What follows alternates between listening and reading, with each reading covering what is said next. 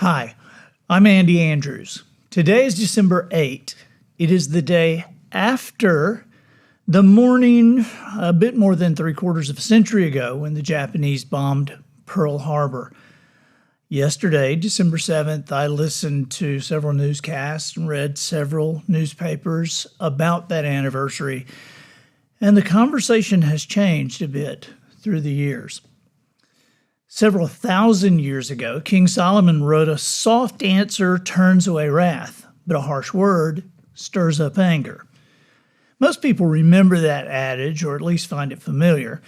There is, however, a second sentence the king included in that particular proverb. Rarely is it recalled.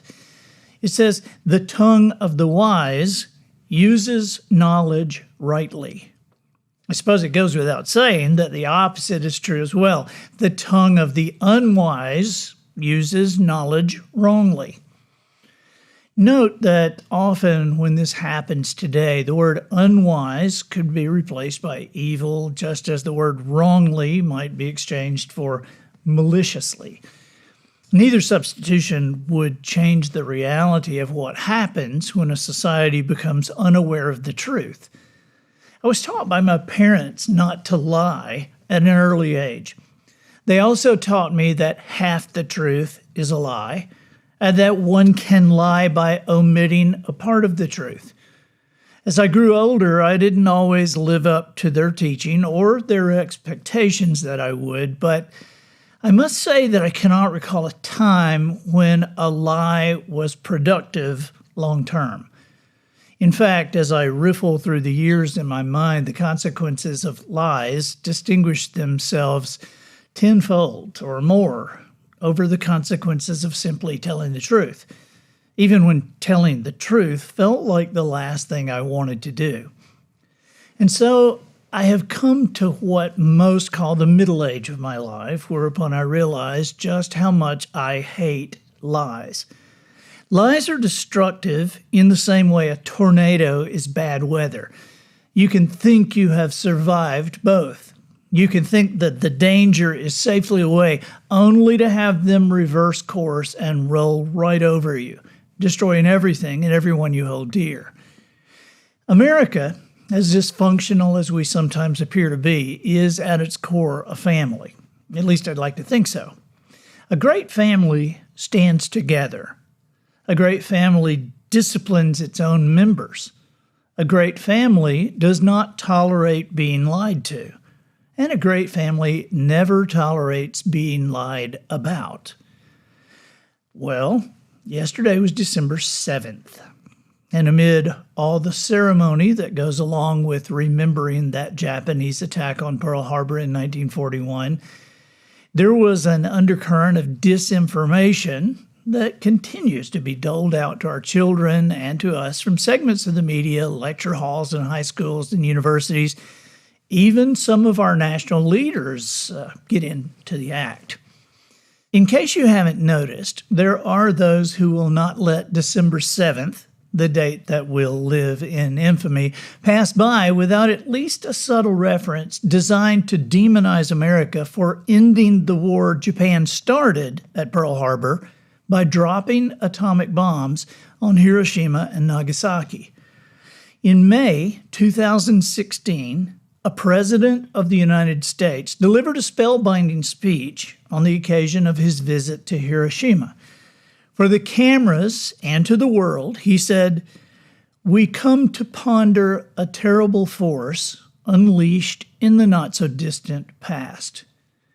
And then with tears in his eyes, he said, "We come to mourn how easily we learn to justify violence in the name of some higher cause." Other than God and his family, I'm not sure that the President of the United States has a higher cause than the lives of Americans. Now, yesterday, I'm sure you heard the media stoically deliver the numbers. First, of course, they gave us the Pearl Harbor numbers from the American side, 2,403 dead and 1,178 wounded. Then, as an afterthought, we heard Hiroshima's death total, 140,000, this from the immediate blast and long-term radiation poisoning, and Nagasaki at 70,000. The numbers are accurate, but there is a malicious subtext that has been promoted for years, and as the decades have continued to unfold, the tongues of the unwise have increased their volume. And really, why wouldn't they? When lies and half-truths are presented as fact, unopposed by anyone who actually has the facts, it is the easiest playground these bullies ever took over. They can say whatever they want and provide the masses with whatever version of history they prefer, because we have encouraged them by our ignorance. Frankly, I don't know whether they know the truth or not about why President Truman decided to drop the bombs, but I do know that most of us do not. Either that or you and I are cowards. For our country is being disparaged unceasingly with barely a peep in reply from us. Personally, I'd rather not think of us as cowards. I prefer to think that at least some responsibility for our silence lies with a few of those who are actually paid to teach history in this country. Not all, just some. Sadly, America's latest results, available from the National Assessment of Educational Progress exams in U.S. history, showed that only 12% scored at the base level of proficient or above. This should not be surprising. Today, according to the National Center for Education Statistics, 87% of our nation's students taking a music course in public school are taught by a teacher who holds a college degree and is certified to teach music. Meanwhile, only 26% of our nation's students in public school are taught by a teacher with a history degree who has been certified to teach history. So, yesterday, as it was being publicly discussed, and just know the discussion will be much louder August 6 and 9, when the bombs were actually dropped, I decided I wanted us to be prepared with the facts. These are facts one can easily find with a bit of research, but don't waste time looking through your child's history textbooks. Fact 1. America was not the aggressor in World War II. And incredibly, to the consternation of many at the time, the U.S. government did everything they could possibly do to stay out of any part of it. The point? Hiroshima and Nagasaki could have been totally avoided by the Japanese. Consider how completely Japan destroyed Pearl Harbor. The Japanese? No one was even thinking about the Japanese. America was focused on what was happening in Europe, though despite Churchill's pleas to Roosevelt, we were not involved there either. The Manhattan Project to develop an atomic bomb was a joint venture of the Americans, British, and Canadian military machines. Under the direction of American General Leslie Groves, the Manhattan Project was not even put in place until 1942. On December 11th, 4 days after Pearl Harbor was attacked, Hitler declared war on America. At that point, our country had no choice but to defend itself to the west and in the east. Fact 2. With American troops closing in on the island nation of Japan, President Truman assigned General George C. Marshall to provide him information concerning an American invasion. How long would it take, he wondered. What would be our likely casualty rate? Not long after, Marshall delivered this disturbing news. During the 5.5 years, 68 months of our war against Japan, Not a single Japanese platoon had ever surrendered. The Emperor of Japan had just delivered a speech to his people warning of an invasion and urging them to fight to the last man, woman, and child. Videos still exist of Japanese housewives being taught how to fight with broomsticks and kitchen knives. So, did we believe the nation of Japan would do as their emperor ordered? Yes, we believed it because our fighting men had already seen it happen. As American troops captured outer islands and moved toward Japan, this is what happened. Finally, when the Japanese civilians were surrounded, with their own children in tow, the civilians committed mass suicide. The evidence was clear.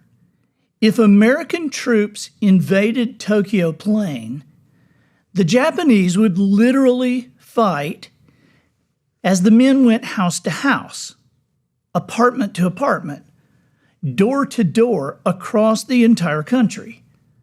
Marshall told Truman that our troops could expect no less than 250,000 casualties in an invasion. To drive that number home to you today, check out this next fact.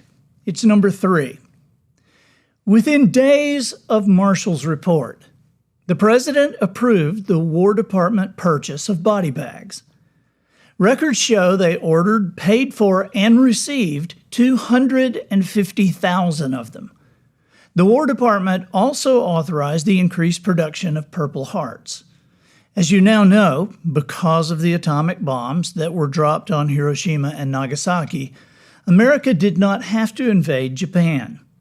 Thus, the body bags and Purple Hearts were not needed. The rubber-sheeted body bags eventually deteriorated and were disposed of. The Purple Hearts, however, are still being used.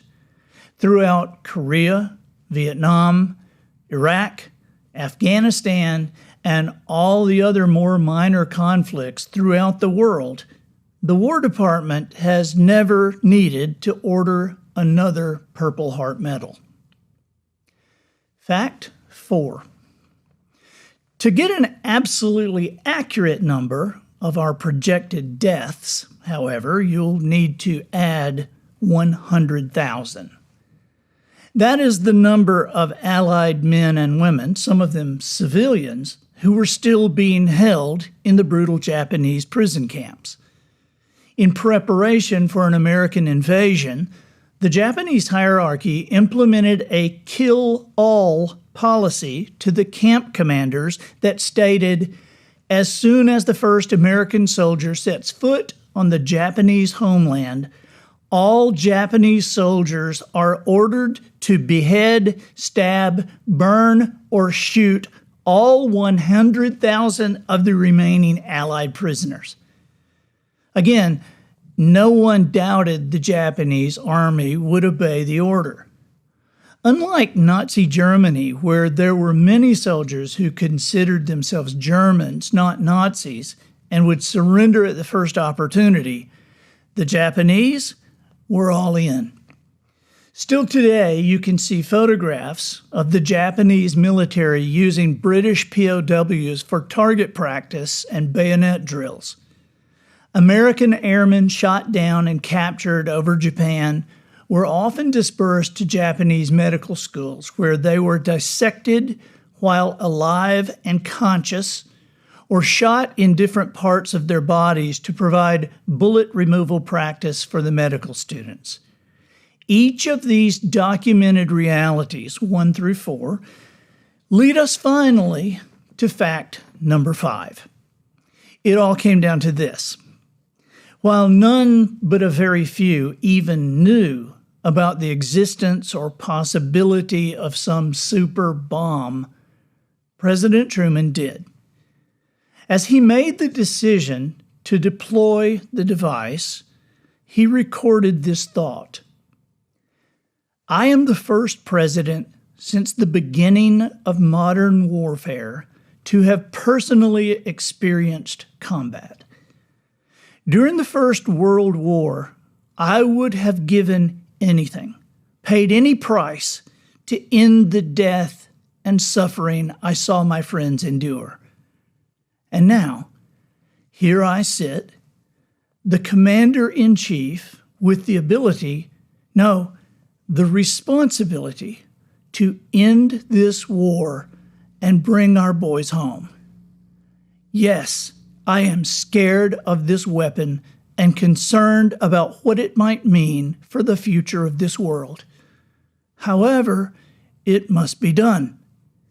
How could any president face the mothers and sons and daughters of these American servicemen if, after the slaughter of an invasion of Japan, it became known that there was within our arsenal a weapon of sufficient force to end the war, and it was not used? I urge you to go back and listen to the facts again. Put yourself in Truman's place. What would you have done? And finally, I can't help but wonder how many of the 250,000 Americans, plus the additional 100,000 Allied POWs, who were not required to give their lives in service to our country, I wonder how many of them turned out to be our own grandfathers and great-grandfathers.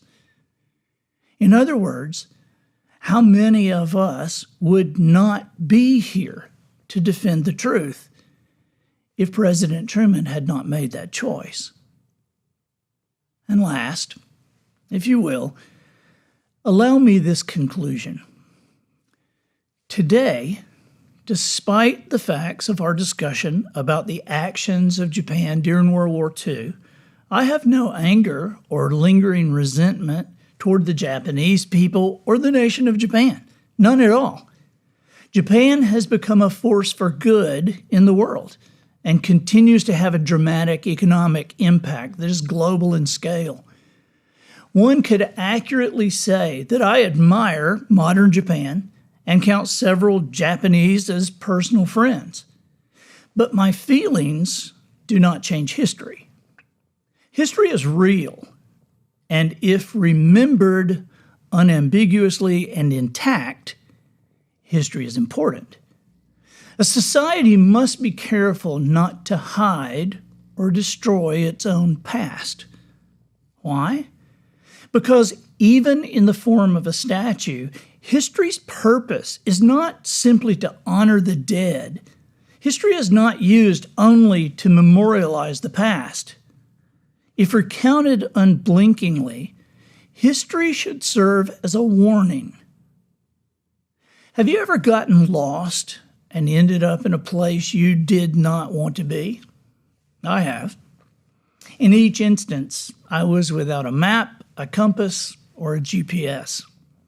Of course, if I'd had a map, a compass, or a GPS, I'd have never gotten lost in the first place.